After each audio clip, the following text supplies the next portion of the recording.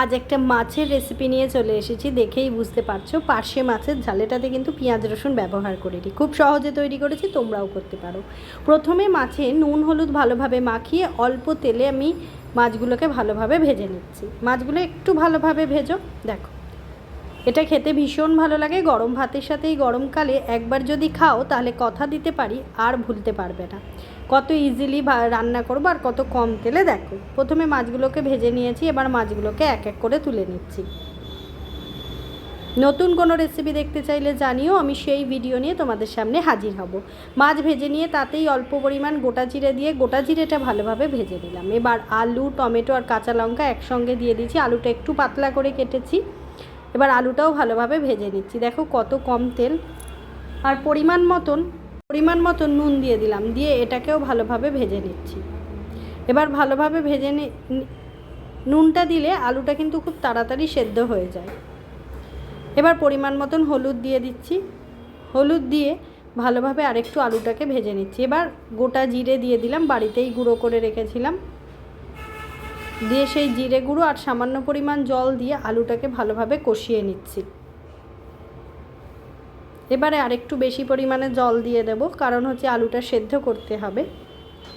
দেখো, খেতে কিন্তু এটা দারুণ লাগে। আমি তোমাদেরকে বলবো একবার এইভাবে এই পার্শে মাছের ঝালটা খেয়ে দেখো, দারুণ লাগে।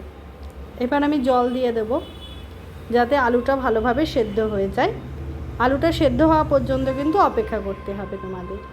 দেখো, জল দিয়ে দিলাম।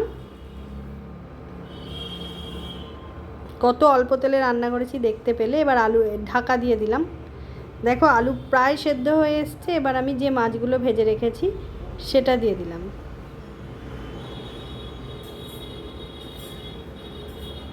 আবারও ঢাকা চাপা দিয়ে দিলাম। এবার মাছটা ভালোভাবে ফুটে উঠেছে, দেখতে পাচ্ছ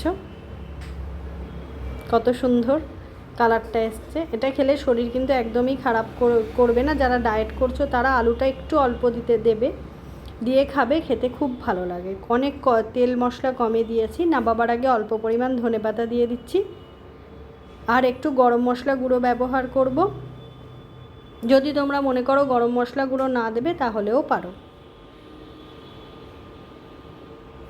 আমি একদম অল্প পরিমাণ দিয়েছি। আবারও বলছি, যদি মনে করো গরম মশলা গুঁড়ো দেবে না তাহলেও কিন্তু ঠিক আছে। গরমকালে এই মাছের হালকা ঝোলটা খেতে কিন্তু দারুণ লাগে। আর যদি পারো এর সাথে এক কুচি লেবু নিয়ে নিও। তারপরে তোমরা আমাকে কমেন্ট করে জানিও কেমন লাগলো। নতুন কোনো রেসিপি দেখতে চাইলে অবশ্যই কমেন্ট করো। এবার আমার দেখো মাছের ঝালটা তৈরি হয়ে গেছে। ঝাল বলো ঝোল বলো, খেতে দারুণ হয়েছিল। গা মাখা মাখা